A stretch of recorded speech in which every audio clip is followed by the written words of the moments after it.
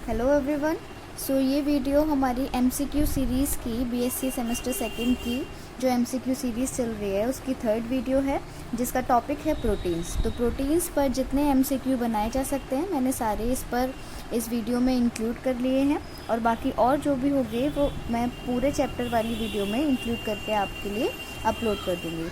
चलिए तो वीडियो को आगे बढ़ाते हैं, देखते हैं कि कौन कौन से क्वेश्चंस प्रोटीन्स से बन सकते हैं और पूछे जा सकते हैं।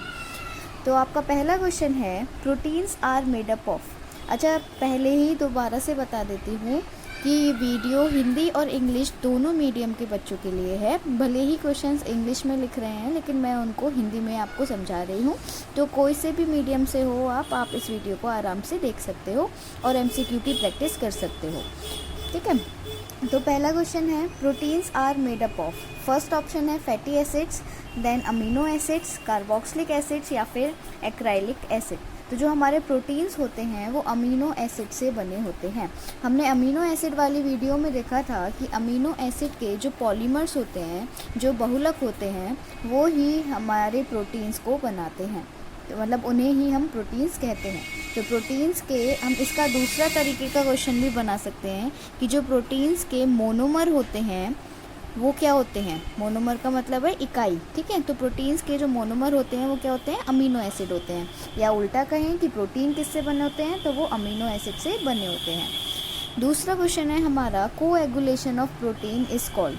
कोएगुलेशन का मतलब होता है इकट्ठा होना या फिर जमना। ठीक है, एक जैसे कोई चीज़ दी हुई है, आप इसके लिए सबसे बेस्ट एग्जांपल समझ सकते हो। जैसे दूध होता है, दूध में आप अगर नींबू डाल दो तो क्या होता है, वो अलग अलग सॉलिड फॉर्म में फट जाता है ना, अलग अलग सॉलिड फॉर्म में जम जाता है, कोएगुलेट हो जाता है। तो कोएगुलेशन जो होता है प्रोटीन का, उसको हम क्या कहते हैं। कोएगुलेशन, पहला ऑप्शन है डिहाइड्रेशन, दूसरा ऑप्शन है डीनेचुरेशन, तीसरा ऑप्शन है डिके ऑफ प्रोटीन या फिर चौथा ऑप्शन है डीएमिनेशन। अब इसमें जो सही आंसर है वो है हमारा ऑप्शन बी, यानी कि डीनेचुरेशन। जो हमारा केमिकल टर्म होता है कोएगुलेशन ऑफ प्रोटीन के लिए वो होता है डीनेचुरेशन। अगर हम उसको आम भाषा में कहना चाहें तो हम ये भी कह सकते हैं, लेकिन केमिकल टर्म हम उसको डीनेचुरेशन भी कहेंगे।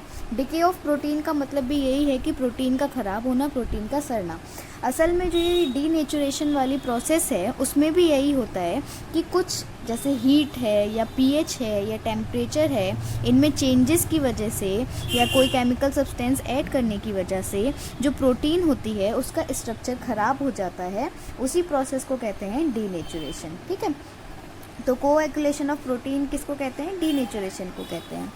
अच्छा, मैं अपनी एमसीक्यू वाली सीरीज़ में आपको समझाती भी जाऊंगी जो भी टॉपिक्स हैं। इससे आपको फ़ायदा ये होगा, मतलब मैं केवल आंसर्स नहीं बता रही हूँ, मैं सारे जो भी उससे रिलेटेड पॉइंट्स हैं वो भी आपको समझा रही हूँ, तो आपकी नॉलेज और भी ज़्यादा बढ़ेगी। फिर हमारा थर्ड क्वेश्चन है कि जो इंसुलिन हार्मोन है वो क्या है। पहला ऑप्शन है स्टेरॉयड है, दूसरा ऑप्शन है कार्बोहाइड्रेट है, तीसरा ऑप्शन है प्रोटीन और चौथा नन, मतलब कोई सा भी नहीं। तो इंसुलिन हार्मोन हमारा क्या होता है, प्रोटीन होता है। ज़्यादातर जो हमारे हार्मोन्स हैं वो प्रोटीन स्ट्रक्चर ही होते हैं। ठीक है, ऐसे ही जो हमारे एंजाइम्स होते हैं वो भी हमारे प्रोटीन स्ट्रक्चर ही होते हैं। अच्छा, एक छोटा सा होमवर्क है, ये जो मैंने इंसुलिन हार्मोन लिखा है, आपको इसका फंक्शन मुझे कमेंट सेक्शन में बताना है कि इंसुलिन का क्या फंक्शन होता है हमारी बॉडी में, और इंसुलिन की कमी से या अधिकता से हमारी बॉडी में क्या डिसीज़ होती है वो भी आपको बतानी है। ठीक है, उसके बाद हमारा फोर्थ क्वेश्चन है कि main structural feature of protein is. Protein का जो मेन फीचर होता है वो क्या होता है। तो पहला ऑप्शन है एस्टर लिंकेज, दूसरा ऑप्शन है पेप्टाइड लिंकेज, तीसरा ऑप्शन है ईथर लिंकेज और चौथा ऑप्शन है ऑल ऑफ देम।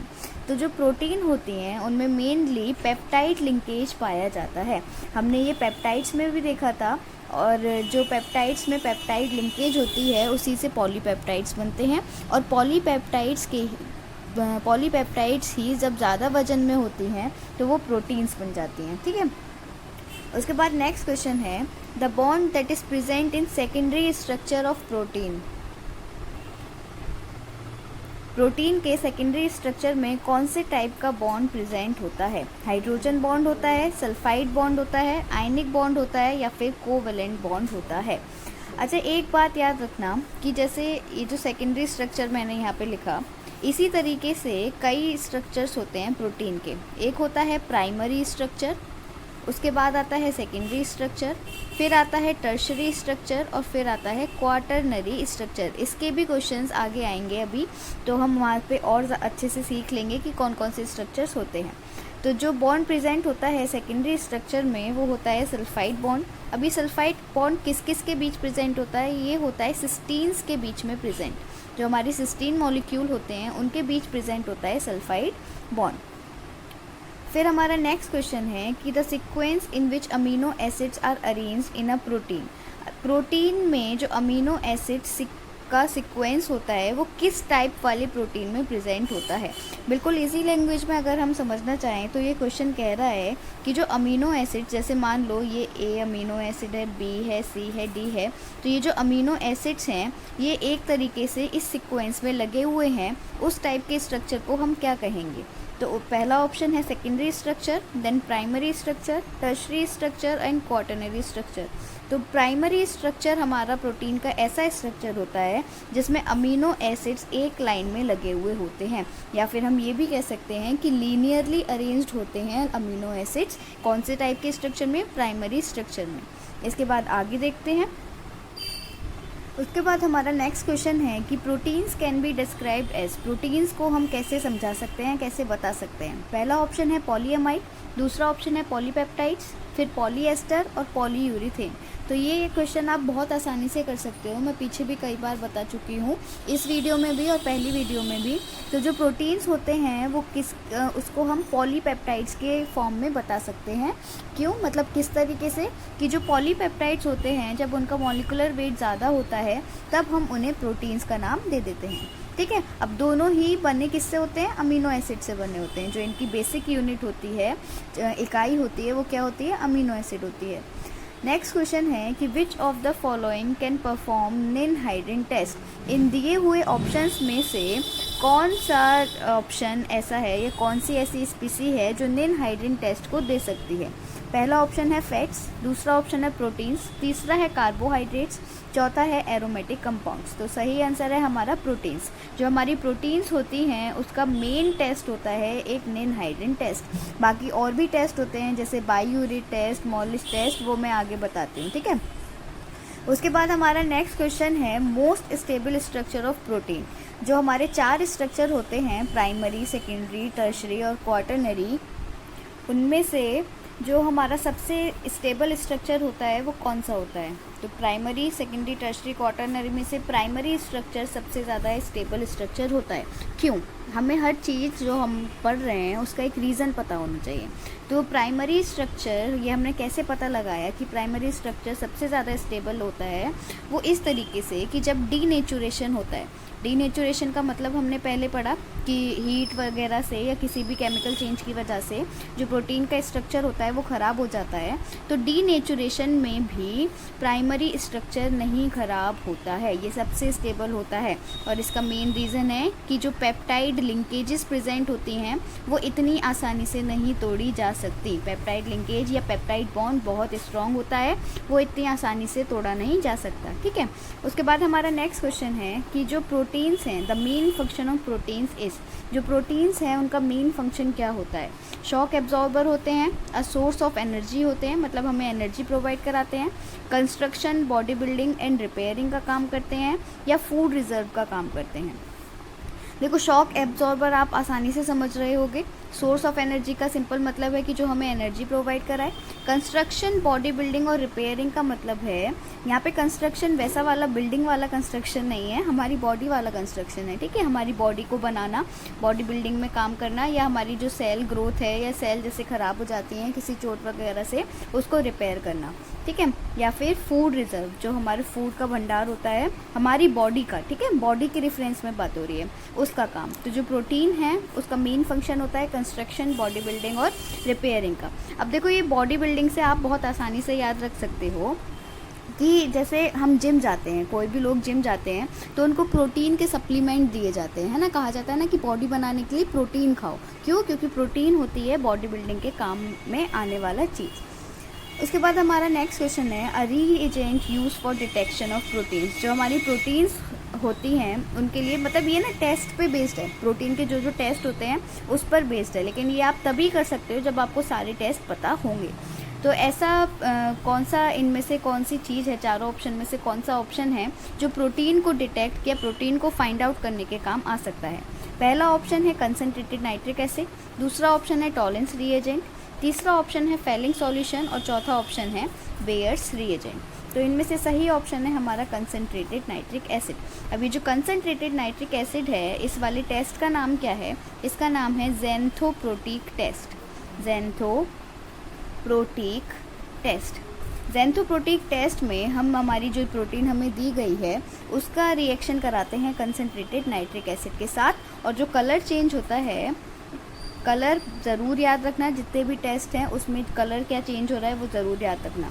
कलर जो चेंज होता है वो होता है येलो से ऑरेंज के बीच, येलो से ऑरेंज के बीच।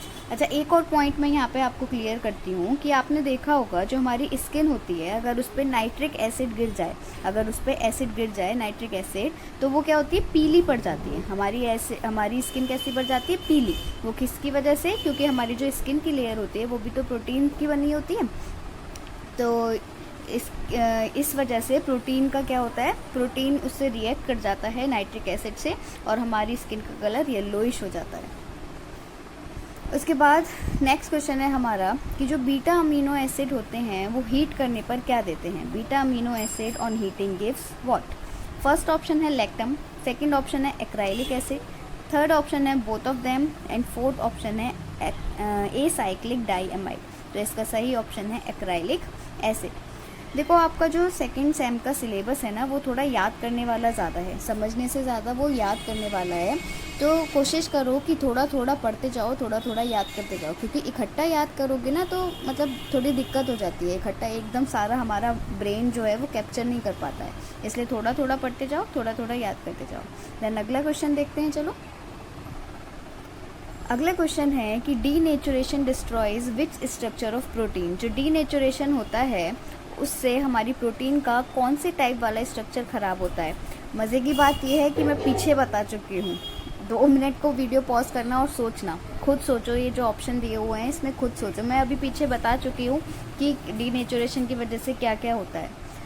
चलो, तो जो पहला ऑप्शन है वो है प्राइमरी एंड सेकेंडरी स्ट्रक्चर्स, दूसरा ऑप्शन है सेकेंडरी एंड टर्शरी स्ट्रक्चर, तीसरा है सेकेंडरी एंड क्वाटरनरी, एंड चौथा है टर्शरी एंड क्वाटरनरी स्ट्रक्चर।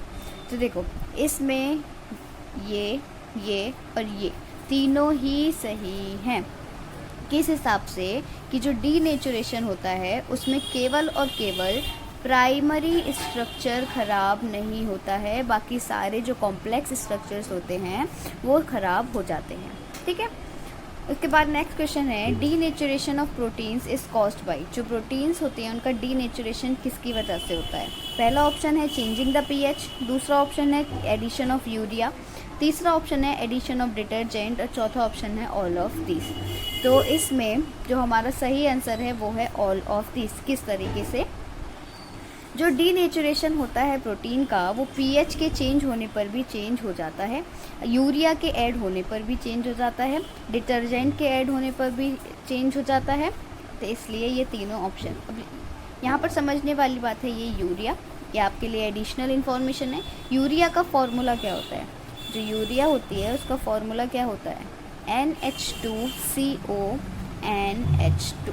ठीक है, हर क्वेश्चन के साथ उससे रिलेटेड जितनी भी इंफॉर्मेशन आपको दे सकती हूँ वो मैं दे रही हूँ। चाहे मतलब मुझे इस चीज़ से फ़र्क नहीं है कि वीडियो छोटी होगी लंबी होगी, मुझे इस चीज़ से मतलब है कि आपको नॉलेज मिले, आपको इन्फॉर्मेशन मिले। ठीक है, कैसे ना कैसे आपको कुछ ना कुछ सीखने को ज़रूर मिले जब भी आप मेरी कोई भी वीडियो देखो। नेक्स्ट क्वेश्चन है हमारा protein present in milk. Milk में, दूध में कौन सी टाइप की प्रोटीन होती है इनमें से? पहला ऑप्शन है कैरेटिन, दूसरा ऑप्शन है केसीन, तीसरा ऑप्शन है मायोसिन और चौथा ऑप्शन है एक्टिन। तो इनमें से कौन सी मिल्क में प्रेजेंट होती है? ये आपने मेरे अकॉर्डिंग 9th-10th में भी पढ़ा होगा। चलो, तो इसका आंसर है केसीन। जो प्रोटीन होती है मिल्क में वो कौन सी होती है? केसीन होती है। केरेटिन, मायोसिन, एक्टिन के बारे में आगे भी क्वेश्चन आने वाले हैं, चलो फिर भी बता देती हूँ। ये जो केरेटिन है हमारी, ये हमारी मेनली हेयर और नेल्स में प्रेजेंट होती है। मायोसिन और जो एक्टिन हैं वो हमारी मसल कॉन्ट्रैक्शन में काम आती हैं। किसमें? मसल कॉन्ट्रैक्शन, या आप सिंपल ऐसे याद रख सकते हो कि मसल्स में काम आती हैं, ठीक है। उसके बाद नेक्स्ट क्वेश्चन है हमारा, the helical structure of protein is stabilised by. इनमें से जो हेलिकल स्ट्रक्चर होता है प्रोटीन का, हेलिकल मतलब है घुमावदार, जैसे डीएनए का हेलिकल स्ट्रक्चर होता है ना इस तरीके से, वो वाला स्ट्रक्चर। तो प्रोटीन का हेलिकल स्ट्रक्चर कौन से टाइप के बॉन्ड्स स्टेबलाइज करने में मदद करते हैं या स्थायी करने में मदद करते हैं? Hydrogen bonding, peptide bonding, ionic bond या फिर वंडरवाल फोर्स। तो हाइड्रोजन बॉन्डिंग की वजह से हेलिकल स्ट्रक्चर प्रोटीन का स्टेबलाइज रहता है। अब यहाँ से आप ये चीज़ भी देख सकते हो कि ये जो हाइड्रोजन बॉन्डिंग होती है ये बहुत स्ट्रॉन्ग वाली तो नहीं होती है ना ये, और वंडरवाल फोर्स तो और भी ज़्यादा वीक होता है। तो जब डीनेचुरेशन होता है तो यही वाले जो फोर्सेस होते हैं, यही वाले जो बॉन्ड्स होते हैं ये टूट जाते हैं। लेकिन जो पेप्टाइड बॉन्ड होता है वो नहीं टूट सकता डीनेचुरेशन के टाइम। पेप्टाइड बॉन्ड एक स्ट्रॉन्ग टाइप का बॉन्ड है जो कि प्राइमरी स्ट्रक्चर में प्रेजेंट होता है, ठीक है, तो ये याद रखना। उसके बाद नेक्स्ट क्वेश्चन देखो, वही ऊपर वाला आ गया कि जो केराटिन होता है, केराटिन प्रोटीन होती है, इस प्रेजेंट इन, कहाँ प्रेजेंट होती है? स्किन में, नेल्स में, हेयर में या सब जगह? तो इसका ऑप्शन है सब जगह, मतलब इन सारे ऑप्शंस में, स्किन में भी होती है, नेल्स में भी होती है और हेयर में भी होती है। अब देखो ये समझ सकते हो आप, जैसे मैंने स्किन का बताया, HNO3 वाला पीछे बताया था कि अगर हमारी स्किन पर कंसनट्रेटेड HNO3 गिर जाए, नाइट्रिक एसिड गिर जाए, तो हमारी स्किन पीली पड़ जाती है। क्यों? क्योंकि जो स्किन होती है वो प्रोटीन की बनी होती है। कौन सी? केराटिन की बनी होती है।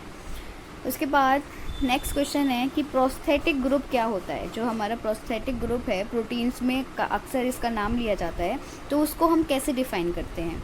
Main protein part, non protein part, by product residue या फिर नन। अच्छा, इसको समझने से पहले एक छोटी सी चीज़ ये समझो कि प्रोटीन का एक टाइप होता है कॉन्जुगेटेड प्रोटीन।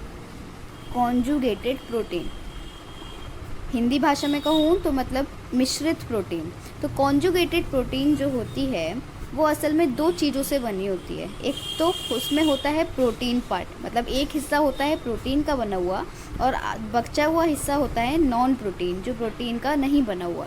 तो ये जो प्रोटीन का नहीं बना हुआ है, नॉन प्रोटीन हिस्सा है, उसको ही हम कहते हैं प्रोस्थेटिक ग्रुप, ठीक है। प्रोस्थेटिक ग्रुप किसे कहते हैं? नॉन प्रोटीन पार्ट को। तो सही आंसर हुआ हमारा ऑप्शन बी। इसके बाद आगे देखते हैं। फिर हमारा अगला क्वेश्चन है कि what is the prosthetic part in mucoproteins and glycoproteins. ये जो म्यूकोप्रोटीन और ग्लाइकोप्रोटीन हैं ये भी टाइप ऑफ प्रोटीन्स होती हैं। तो इनमें मतलब कॉन्जुगेटेड प्रोटीन्स होती हैं, तो इनमें कौन सा प्रोस्थेटिक ग्रुप प्रेजेंट होता है?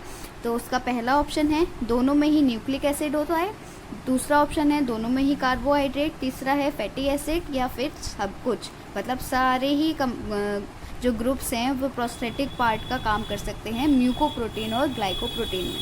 तो इसका सही ऑप्शन है कार्बोहाइड्रेट्स। दोनों में ही म्यूकोप्रोटीन और ग्लाइकोप्रोटीन में जो प्रोस्थेटिक पार्ट होता है वो क्या होता है? कार्बोहाइड्रेट होता है। अब देखो यहाँ पर दोनों में फ़र्क क्या होता है? जो म्यूकोप्रोटीन्स होती हैं, म्यूकोप्रोटीन्स में जो कार्बोहाइड्रेट का अमाउंट होता है वो 4% से ज़्यादा होता है। जो म्यूकोप्रोटीन है उसमें कार्बोहाइड्रेट 4% से ज़्यादा होती है, और जो ग्लूकोप्रोटीन है उसमें कार्बोहाइड्रेट 4% से कम होती है, ठीक है। अब इसके बाद दूसरी चीज़ इस क्वेश्चन से रिलेटेड वो है, जैसे म्यूकोप्रोटीन है, ग्लाइकोप्रोटीन है, इसमें क्या है प्रोस्थेटिक पार्ट? कार्बोहाइड्रेट। इसी तरीके से मेटेलोप्रोटीन्स होती हैं, मेटेलोप्रोटीन्स होती हैं, तो इनमें प्रोस्थेटिक पार्ट क्या होता है? मेटल होता है। इसी तरीके से लिपोप्रोटीन होती है, तो लिपोप्रोटीन में जो प्रोस्थेटिक पार्ट वो होता है वो क्या होता है? वो लिपिड्स होते हैं। और इसी तरीके से होती है न्यूक्लियोप्रोटीन, न्यूक्लियोप्रोटीन, इसमें जो प्रोस्थेटिक पार्ट होता है वो होता है न्यूक्लिक एसिड, ठीक है। उसके बाद वैसे इस क्वेश्चन में कुछ ज़्यादा ही इन्फॉर्मेशन हो गई, सब याद करना, ठीक है। उसके बाद नेक्स्ट क्वेश्चन है हमारा, जो हमारा प्राइमरी स्ट्रक्चर होता है प्रोटीन का उसको हम कैसे डिस्क्राइब कर सकते हैं या डिफ़ाइन कर सकते हैं? तो प्राइमरी स्ट्रक्चर का पहला ऑप्शन है linear sequence of amino acid, दूसरा ऑप्शन है spherical arrangement of amino acid, तीसरा ऑप्शन है shape of the protein molecule, चौथा है नन। तो पहला ऑप्शन कहना चाह रहा है लीनियर मतलब है सीधे सीधे, बिल्कुल एक ही चेन में सीधे सीधे लगे हुए हैं। तो अमीनो एसिड जब सीधे सीधे लगे हों तो वो प्रोटीन स्ट्रक्चर बनाते हैं। दूसरा ऑप्शन है कि स्फेरिकल फॉर्म में अमीनो एसिड लगे हुए हों। तीसरा ऑप्शन है कि जो प्रोटीन मॉलिक्यूल की शेप बताता है स्ट्रक्चर, उसी स्ट्रक्चर को हम प्राइमरी स्ट्रक्चर कहते हैं। या चौथा ऑप्शन है कोई भी नहीं। तो सही ऑप्शन है linear sequence of amino acid. ये मैं पहले भी इसी वीडियो में बता चुकी हूँ। उसके बाद हमारा नेक्स्ट क्वेश्चन है, out of the given options below which structures are considered under the category of secondary structure of protein। मतलब जो नीचे ऑप्शंस दिए गए हैं उनमें से कौन सा ऑप्शन प्रोटीन के सेकेंडरी स्ट्रक्चर को बताता है। तो पहला ऑप्शन है अल्फा हेलिक्स स्ट्रक्चर, दूसरा ऑप्शन है बीटा प्लेटेड स्ट्रक्चर, तीसरा ऑप्शन है ओपन चेन स्ट्रक्चर और चौथा ऑप्शन है बोथ ए और बी।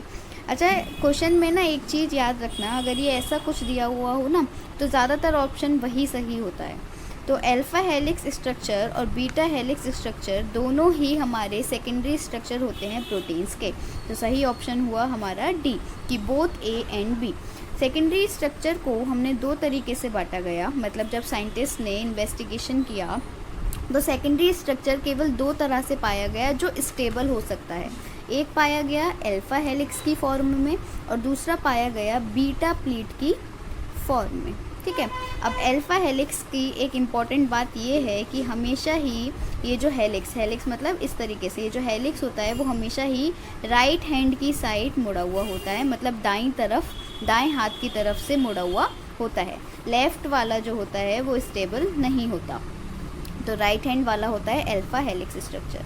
देन हमारा नेक्स्ट क्वेश्चन है कि जो कोलेजन होता है वो किस तरीके का प्रोटीन है। पहला ऑप्शन है कि ये primary protein having linear structure, दूसरा ऑप्शन है fibrous protein having tertiary structure, collagen is not a protein, मतलब कोलेजन प्रोटीन ही नहीं है, globular protein having primary structure. अब इनमें से जो सही आंसर है वो है बी कि ये जो हमारा कोलेजन होता है, अच्छा पहले तो यही नाम याद रख लेना कि कोलेजन भी एक टाइप ऑफ प्रोटीन होता है। तो जो कोलेजन होता है वो एक तरीके का फिब्रस प्रोटीन है, मतलब जो इसका स्ट्रक्चर होता है वो किस टाइप का होता है, फिब्रस टाइप का होता है, जिसका स्ट्रक्चर टर्शरी वाला होता है। मतलब इसकी संरचना कैसी होती है, टर्शरी स्ट्रक्चर जैसी होती है। तो जो कोलेजन है वो एक फिब्रस प्रोटीन है जिसका स्ट्रक्चर टर्शरी प्रोटीन जैसा होता है। ठीक है, देन अगले क्वेश्चंस देखते हैं। देन हमारा नेक्स्ट क्वेश्चन है कि which statement is true for globular protein. जो हमारी ग्लोबुलर प्रोटीन होती हैं, हमने दो टाइप की प्रोटीन देखी, एक देखी हमने फिब्रस और एक देखी हमने ग्लोबुलर, है ना। तो इसमें फिब्रस और ग्लोबुलर में हमसे पूछा है कि ग्लोबुलर प्रोटीन के लिए हमारे कौन सा स्टेटमेंट सही है। तो अब देखते हैं, पहला ऑप्शन दिया है कि ग्लोबुलर प्रोटीन्स में जो हाइड्रोफिलिक साइड होती है या हाइड्रोफिलिक चेन होती है वो स्फेयर के बाहर की तरफ प्रेजेंट होती है। आपको ध्यान किस पे देना है कि कौन से पार्ट की बात हो रही है और कौन सी जगह की बात हो रही है। अच्छा, इसको समझने से पहले हम एक चीज़ समझते हैं। यहाँ पे दो नाम यूज़ हुए हैं, एक नाम यूज़ हुआ है हाइड्रोफोबिक, एक नाम यूज़ हुआ है हाइड्रोफिलिक। इनका मतलब क्या है, देखो जो ग्लोबुलर प्रोटीन होती है वो दो पार्ट्स में डिवाइड होती है, एक होता है हाइड्रोफोबिक पार्ट, एक होता है हाइड्रोफिलिक पार्ट। हाइड्रो का सिंपल सा मतलब होता है पानी, हाइड्रो का मतलब है पानी। फोबिक का मतलब होता है, फोबिक को आप याद रखो फोबिया, और जिसका मतलब है डर। ठीक है, तो पानी से जिस हिस्से को डर लगे वो हो गया हाइड्रोफोबिक। ठीक है, इसी तरीके से हाइड्रोफिलिक, हाइड्रो का मतलब हो गया पानी और फिलिक का मतलब होता है प्यार, यानी कि लव। तो जिस हिस्से को पानी से लव प्यार हो या वो अपनी तरफ खींचना चाहे, पानी के साथ रहना चाहे, वो हिस्सा हो गया हाइड्रोफिलिक। तो जो ग्लोबुलर प्रोटीन होती है, क्वेश्चन ये पूछ रहा है कि जो ग्लोबुलर प्रोटीन होती है उसमें हाइड्रोफिलिक पार्ट कहाँ होता है और हाइड्रोफोबिक पार्ट कहाँ होता है। ठीक है, ये एक इम्पॉर्टेंट क्वेश्चन है। अगर एग्जामिनर टफ बनाना चाहेगा आपका क्वेश्चन तो ये क्वेश्चन वो बहुत आराम से दे सकता है। ठीक है, तो जो हमारी ग्लोबुलर प्रोटीन होती है उसमें हाइड्रोफिलिक पार्ट आउटसाइड होता है, हाइड्रोफोबिक पार्ट जो होता है वो आउटसाइड होता है, हाइड्रोफिलिक पार्ट जो है वो इनसाइड होता है, या फिर जो हाइड्रोफोबिक पार्ट है वो इनसाइड होता है। तो इसमें से दो ऑप्शन सही हैं। एक तो ऑप्शन है कि जो हाइड्रोफिलिक पार्ट होता है वो बाहर की तरफ होता है और जो हमारा चौथा ऑप्शन है कि जो हाइड्रोफोबिक पार्ट होता है वो अंदर की तरफ होता है। तो इसके सही ऑप्शन है ए और डी। उसके बाद हमारा नेक्स्ट क्वेश्चन है विच example of protein shows quaternary structure. इनमें से कौन सा एग्जाम्पल क्वाटरनरी स्ट्रक्चर का एक एग्जाम्पल है। पहला ऑप्शन है केराटिन, दूसरा ऑप्शन है कोलेजन, तीसरा ऑप्शन है हीमोग्लोबिन, चौथा ऑप्शन है मायोसिन एंड एक्टिन। तो केराटिन हम पढ़ चुके हैं, स्किन, हेयर और नेल्स में होता है। कोलेजन हम पढ़ चुके हैं, टर्शरी होता है। हीमोग्लोबिन जो होता है वो होता है हमारा क्वाटरनरी स्ट्रक्चर। हीमोग्लोबिन कहाँ प्रेजेंट होता है, हीमोग्लोबिन प्रेजेंट होता है हमारी आरबीसी यानी कि रेड ब्लड सेल्स में प्रेजेंट होता है हमारा हीमोग्लोबिन। अब इस हीमोग्लोबिन का, ये जो हीमोग्लोबिन है ये क्वाटरनरी स्ट्रक्चर के साथ साथ एक कैसी प्रोटीन है, कॉन्जुगेटेड प्रोटीन है। तो कॉन्जुगेटेड प्रोटीन है तो इसमें एक प्रोस्थेटिक ग्रुप भी होना चाहिए। तो हीमोग्लोबिन का जो प्रोस्थेटिक ग्रुप होता है वो होता है हीम ग्रुप। ठीक है, ये याद रखना। फिर हमारा नेक्स्ट क्वेश्चन है कि जो which metal is present in haemoglobin. जो हीमोग्लोबिन है उसमें कौन सा मेटल प्रेजेंट होता है। अच्छा, अब हम जब बात कर रहे हैं कि हीमोग्लोबिन में मेटल प्रेजेंट होगा तो इस हिसाब से ये एक कौन से टाइप वाली प्रोटीन हो गई, मेटेलो प्रोटीन हो गई। तो हीमोग्लोबिन में जो सेंट्रल मेटल होता है वो कौन सा होता है। पहला ऑप्शन है आयरन, Fe, मैंने उसके सिंबल्स उसके सामने लिख दिए हैं ताकि आसानी रहे। दूसरा ऑप्शन है मैग्नीशियम यानी कि Mg, तीसरा ऑप्शन है जिंक यानी कि Zn और चौथा ऑप्शन है कोबाल्ट यानी कि Co। तो इसका सही ऑप्शन है आयरन यानी कि Fe। जो मैग्नीशियम होता है वो हमारा कहाँ प्रेजेंट होता है, क्लोरोफिल में प्रेजेंट होता है। ये जो कोबाल्ट होता है ये कहाँ प्रेजेंट होता है, ये विटामिन B12 में प्रेजेंट होता है। ऐसे ही ये जिंक कहाँ प्रेजेंट होता है, ये जिंक प्रेजेंट होता है कार्बोनिक एनहाइड्रेज में, कार्बोनिक एनहाइड्रेज में। फिर हमारा नेक्स्ट क्वेश्चन है कि ऐसे कौन कौन से फैक्टर्स हैं जो डीनेचुरेशन का कारण बन सकते हैं। तो factors that can cause denaturation are, पहला है पीएच चेंज, दूसरा है टेम्परेचर एंड हीट, तीसरा है डिटर्जेंट्स, चौथा है ऑल ऑफ देम। हम पहले भी ये पढ़ चुके हैं कि अगर पीएच में चेंज होगा तब भी डीनेचुरेशन हो सकता है, डिटर्जेंट अगर हम ऐड कर देंगे तब भी डीनेचुरेशन हो सकता है, टेम्परेचर और हीट भी, और इसलिए ऑप्शन सही है ऑल ऑफ देम। अच्छा देखो, हीट वाला जैसे मैंने एक एग्जाम्पल दिया आपको दूध का, उसी तरीके से आप एक एग्जाम्पल ले सकते हो अंडे का। जो अंडा होता है उसमें आपने देखा होगा, अंडा जब आप फोड़ोगे उसमें सफ़ेद कलर का लिक्विड प्रेजेंट होता है ना, लिक्विड होता है सफ़ेद सफ़ेद, जो एल्ब्यूमिन प्रोटीन का बना होता है। वो लिक्विड किसका बना होता है, एल्ब्यूमिन प्रोटीन का बना हुआ होता है। तो ये जब हम अंडे को हीट करते हैं, उबालते हैं, गर्म करते हैं, तो क्या होता है, ये जो एल्ब्यूमिन वाला लिक्विड पार्ट होता है वो वाइट सॉलिड में कन्वर्ट हो जाता है। और ये हुआ किसकी वजह से, ये हुआ हमारा डीनेचुरेशन की वजह से। चलिए अगले क्वेश्चन देखते हैं। फिर हमारा नेक्स्ट क्वेश्चन है what type of bonding is present in proteins. Proteins में कौन सी तरह की बॉन्डिंग प्रेजेंट होती है। ऑप्शन है hydrogen bonding, disulphide bonding, peptide linkages या ऑल ऑफ देम। तो ऑप्शन है ऑल ऑफ देम। प्रोटीन्स में हाइड्रोजन बॉन्डिंग भी होती है सेकेंडरी स्ट्रक्चर, टर्शरी स्ट्रक्चर में, डाइसल्फाइड बॉन्डिंग भी होती है सिस्टीन्स के बीच, पेप्टाइड लिंकेज भी होती है प्राइमरी स्ट्रक्चर में। तो मतलब प्रोटीन्स में ये तीनों तरह की बॉन्डिंग होती हैं। उसके बाद डीनेचुरेशन कॉजेस, डीनेचुरेशन की वजह से प्रोटीन को क्या क्या नुकसान उठाना पड़ता है, क्या होता है। तो पहला ऑप्शन है फिजिकल चेंजेस, दूसरा ऑप्शन है केमिकल चेंजेस, तीसरा ऑप्शन है बायोलॉजिकल चेंजेस या फिर ऑल ऑफ देम। तो इसका सही आंसर है ऑल ऑफ देम, मैंने पहले ही टिक कर दिया। तो डीनेचुरेशन जब होता है तो उसका फिजिकल चेंज का मतलब है स्ट्रक्चर ख़राब हो जाता है, शेप ख़राब हो जाती है। केमिकल चेंज का मतलब है कि प्रोटीन की जो जो केमिकल प्रॉपर्टी थी वो जिससे रिएक्ट कर सकता है उन सब में फ़र्क आ जाता है। बायोलॉजिकल चेंज का मतलब है कि जो उसमें अरेंजमेंट होता है वो डिफरेंट हो जाता है। जैसे ये अमीनो एसिड प्रेजेंट थे ABCD, कैसे कैसे प्रेजेंट थे, जो जो बॉन्ड बन रहे थे सब उसके बेकार हो जाते हैं, टूट जाते हैं। उसके बाद हमारा नेक्स्ट क्वेश्चन है कि during denaturation which structure remains intact. तो ये हमारा इंपॉर्टेंट क्वेश्चन है, पहले भी हम इस वीडियो में देख चुके हैं इसका आंसर। तो जो डीनेचुरेशन होता है उसमें इंटैक्ट का मतलब है जैसे का तैसा, मतलब जैसा पहले होता है वैसा ही रहता है। तो डीनेचुरेशन में जो हमारा प्राइमरी स्ट्रक्चर होता है वो वैसे का वैसा ही रहता है। क्यों रहता है, फिर से रिपीट कर रही हूँ, क्यों रहता है? पेप्टाइड बॉन्ड की वजह से। जो पेप्टाइड बॉन्ड होते हैं वो आसानी से नहीं टूट सकते, इसलिए डीनेचुरेशन के टाइम प्राइमरी स्ट्रक्चर ऐसे का ऐसा ही रहता है। उसके बाद which of the following is a test for protein, इनमें से कौन सा टेस्ट प्रोटीन के लिए होता है? पहला ऑप्शन है निनहाइड्रिन टेस्ट, दूसरा ऑप्शन है ज़ैंथोप्रोटीक टेस्ट, तीसरा ऑप्शन है मिलान्स टेस्ट और चौथा ऑप्शन है ऑल। तो इसका आंसर है ऑल। अब देखो यहाँ पर समझने वाली बात है कि ज़ैंथोप्रोटीक टेस्ट मैं बता चुकी हूँ पीछे कि कंसनट्रेटेड HNO3 से हम करते हैं रिएक्शन प्रोटीन की, और कलर चेंज कैसा होता है? येलो से ऑरेंज के बीच। जो चेंज इन कलर हम देखते हैं वो येलो से ऑरेंज के बीच होता है। कलर ज़रूर याद रखना जो भी आपके टेस्ट हैं उन सब में, और ये याद रखना कि मेन हम किस केमिकल से रिएक्शन करा रहे हैं। तो जो निनहाइड्रिन टेस्ट है उसमें हम रिएक्शन कराते हैं पायरिडीन से, पायरिडीन का सॉल्यूशन लेते हैं, उससे रिएक्शन कराते हैं। और जो कलर चेंज होता है वो डार्क ब्लू से वायलेट के बीच होता है, डार्क ब्लू से वायलेट के बीच का कलर आता है। उसके बाद है मिलान्स टेस्ट।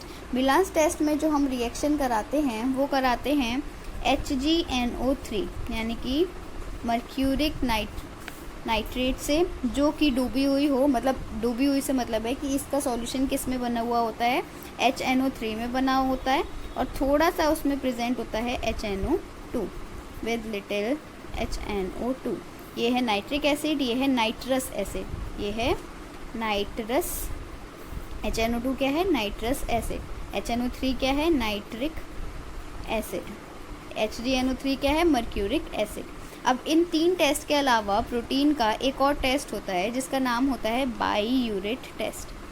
बाईयूरेट टेस्ट। तो बाईयूरेट टेस्ट में क्या होता है? हम कॉपर सल्फेट के सॉल्यूशन से रिएक्शन कराते हैं, और कॉपर सल्फेट और जो कलर चेंज होता है वो क्या होता है? ब्लूइश वायलेट कलर होता है।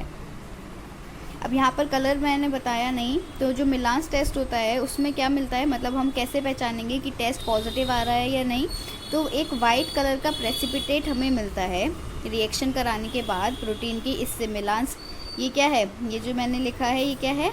ये है मिलान्स रिएजेंट, मिलान्स अभिकर्मक या मिलान्स रिएजेंट। तो जब हम रिएक्शन प्रोटीन की मिलान्स रिएजेंट से कराते हैं तो हमें एक वाइट प्रेसिपिटेट मिलता है, और वो वाइट प्रेसिपिटेट को अगर हम हीट करते हैं तो कलर रेड में चेंज हो जाता है। तो जो हमारे प्रोटीन हैं उसके मेन 4 टेस्ट हैं जो आपको पक्के से पता होने चाहिए। एक निनहाइड्रिन टेस्ट, एक ज़ैंथोप्रोटीक टेस्ट, एक मिलान्स टेस्ट और एक है बाईयूरेट टेस्ट। तो ये कुछ क्वेश्चंस थे प्रोटीन के जो पूछे जा सकते हैं। अब देखो MCQs तो कितने भी बनाए जा सकते हैं, लेकिन जो मेन चीज़ है, जो मेन टॉपिक कवर हो रहे हैं उस पर मैंने MCQs ये आपके लिए इकट्ठे करके बनाए थे। बाकी इस MCQ सीरीज़ में आगे मैं और चैप्टर्स में टॉपिक वाइज मैं वीडियोस डालती रहूँगी ताकि आपको हर एक टॉपिक क्लियर होता जाए। ठीक है, so that's all for this video. Thank you so much, keep studying.